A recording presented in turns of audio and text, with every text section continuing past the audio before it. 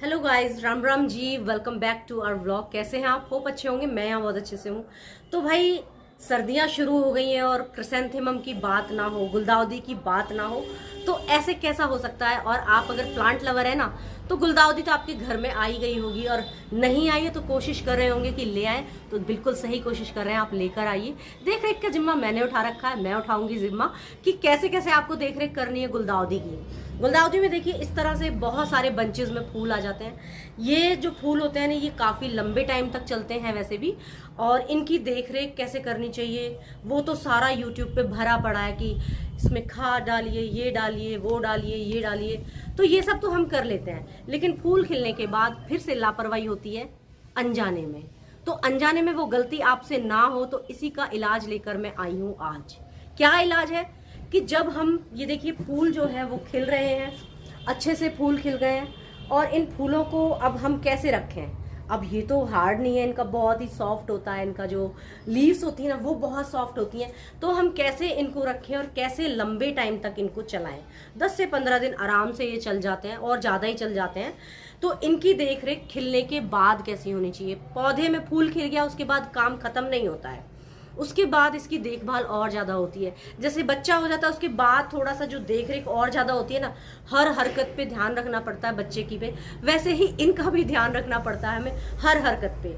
आपने सुना होगा कि जो हमारे पौधे होते हैं वो छोटे बच्चे की तरह हमें पालने पड़ते हैं। बंदर आ चुके हैं मेरा ध्यान बार बार जो जा रहा है वो बंदरों पे जा रहा है। मेरे यहाँ बंदर बहुत ज्यादा आते हैं। तो चलिए, मैं थी कि छोटे बच्चे जितना जो है वो ध्यान रखा जाता है, इतना ही ध्यान रखेंगे तो हमारे जो फूल हैं वो ज़्यादा दिन तक हमारे गार्डन में खूबसूरती को बखेरते रहेंगे और हमारे स्ट्रेस को दूर करते रहेंगे। आप जानते हो, स्ट्रेस की बहुत अच्छी दवाई होती है हमारे पौधे। और दवाइयों की अगर बात की जाए, अगर आपको कभी कोल्ड हुआ है ना, सर्दियां हैं, कोल्ड तो होगा ही होगा, हर एक को हो जाता है। अगर आपको जुकाम हुआ है तो आप एक पौधा एक फूल लीजिए, उसको हल्का हल्का रब कीजिए और ऐसे सूंघिए। विक्स खरीदने की आपको जरूरत नहीं पड़ेगी। ये विक्स वेपोरब जो मार्केट में मिलती है ना, वो वाली विक्स का इसमें जो है ना खूबियां होती है नेचुरल। आपकी नाक जो बंद है ना वो खुल जाएगी तुरंत ही। इसको 4-5 बार रब कीजिए, फिर सूंघिए, फिर रब कीजिए, फिर सूंघिए।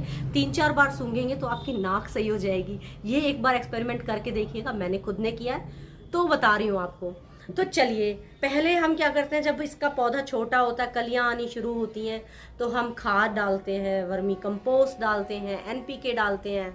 तो अब उसके बाद क्या करें, क्योंकि इसमें तो कलियां भी आ रही हैं और फूल भी खिल रहे हैं। देखिए कलियां भी अलग से आई हुई हैं, फूल भी खिल रहे हैं। अब क्या करें, सबसे मेन टाइम आता है ये इसका देख रेख करने का। तो सबसे मेन टाइम आता है जब इसको पहले हम फुल सनलाइट में रखते हैं, यानी कि पूरे दिन की धूप चाहिए आपके गार्डन में। 5 घंटे की, 6 घंटे की, 7 घंटे की धूप आ रही है, उसमें से रखिए फूल खिलने से पहले। लेकिन फूल खिलने के बाद इसको सुबह की 4 से 3-4 घंटे की जो धूप होती है ना वो आप लगा दीजिए। उसके बाद की धूप मत लगाइए। या फिर शाम की जो धूप होती है उसको ऐसे एरिया में रखिए जहां पर सिर्फ 2 या 3 या 4 घंटे की धूप आती है, उसके बाद इसको धूप ना मिले। मीन्स नई वाली जो कलियां होती हैं उनको तो धूप चाहिएगी, लेकिन छोटी क्वांटिटी में धूप दीजिए। और जो ये फूल है नए वाले, जो आपके जो फूल खिल चुके हैं, उनका मॉइस्चर जो है ना वो पूरे दिन की जो धूप होती है वो इनको तपाएगी नहीं, और हमारे फूल जो खिल गए हैं उनको लंबे टाइम तक ताज़ा बनाए रखेगा। तो ये एक बहुत ही मेन रीज़न होता है हमारा जल्दी फूल खराब हो जाने का, क्योंकि इसके फूल लंबे टाइम तक खिलते हैं। तो हमें ये देख रेख करेंगे तो और ज़्यादा लंबे टाइम तक हम इनको फ्रेश बना कर रख सकते हैं। और उसके बाद क्या करें, जो भी फूल खराब होता चला जाता है उसको साथ के साथ आप तोड़ दीजिए। क्योंकि एक तो वो वैसे भी भद्दा लगता है, जब सूखा हुआ फूल लगा रहता है तो वो अच्छा नहीं लगता है। तो उसको पिंच कर दीजिए। पिंच करेंगे तो न्यू शूट्स आएंगी, नई डालियां आएंगी, तो उसमें नए फूल और नई कलियां भी आएंगी। तो ये काम आप जरूर कर लीजिए। फिर आप कहेंगे कि ये तो पूरी सर्दी चलेगा, हम इसे खाद नहीं देंगे। खाद जो सर्दियों का जो पौधा होता है ना, सारे जितने भी फ्लावरिंग वाले प्लांट्स होते हैं सर्दियों वाले, उनको खाद की बहुत ज़्यादा ज़रूरत होती है। हैवी फीडर होते हैं क्योंकि फूल बहुत ज़्यादा क्वांटिटी में होते हैं, तो इनको खाना भी तो उतनी क्वांटिटी में चाहिए ना, क्योंकि फूल देंगे तो खाना भी बहुत ज़्यादा चाहिएगा। लेकिन खाना कौन सा चाहिएगा, आप इसे वर्मी कंपोस्ट डालते जाइए, डालते जाइए, डालते जाइए, फूल खिलेंगे, जल्दी जल्दी खिलेंगे, लेकिन वो लॉन्ग टर्म तक फूल नहीं रहते हैं। लॉन्ग टर्म तक फूल चलाने के लिए, क्योंकि जो जिनके लिए हमने मेहनत की है वो फूल चलने भी चाहिए ना ज़्यादा दिन तक। तो इनको ज़्यादा दिन तक चलाने के लिए एक होता है kitchen waste soup. Kitchen waste soup मैंने लिंक डाल दिया है डिस्क्रिप्शन में, आप जाइए उसे वीडियो को देखिए कि किचन वेस्ट जो सूप होता है उसको पौधों के लिए एक ठंडी ठंडी कूल खाद होती है ये हमारे पौधों के लिए, विंटर फ्लावर्स के लिए, समर फ्लावर्स के लिए, या फिर किसी भी पौधे में आप डाल दीजिए। बहुत ही ठंडी ठंडी और कूल खाद होती है। हम गर्मियों में भी इसको, ज़्यादा तेज गर्मी जब होती है ना तो हम खाद नहीं डालते प्लांट्स में, तो वो वाली जो खाद होती है, वो वाला जो लिक्विड फर्टिलाइज़र होता है जो मैं आपको बता रही हूँ, उसको लिक्विड फर्टिलाइज़र सूप भी बोला जाता है। तो ये पौधों का सूप होता है। और सूप किसको नहीं चाहिए, सूप की रिक्वायरमेंट सबको होती है, सारे विटामिन की ज़रूरत होती है हमारे पौधे को।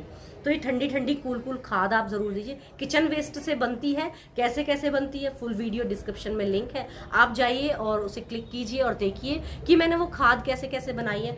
किचन वेस्ट से है, टोटली आपको खरीदना कुछ नहीं पड़ेगा और इनके लिए वरदान होता है। तो आप क्रिसेंथेमम पे ये काम ज़रूर कीजिए, पिंचिंग करते रहिए, जहाँ जहाँ जो जो फूल खराब होता चला जाए उसे पिंच कर दीजिए और हटा दीजिए।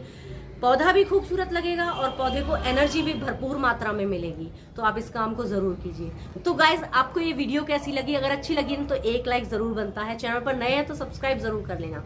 मिलते हैं नेक्स्ट वीडियो में, नेक्स्ट व्लॉग में, किसी ऐसी ही इंफॉर्मेशन के साथ और अच्छी टिप्स के साथ और खूबसूरत से फूलों के साथ फिर दोबारा से मिलूंगी।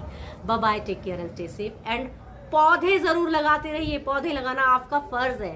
पौधे नहीं लगाएंगे तो ये धरती कैसे चलेगी? धरती को, पौधों को आपकी जरूरत है और आपको पौधों की जरूरत है। लगाइए जरूर।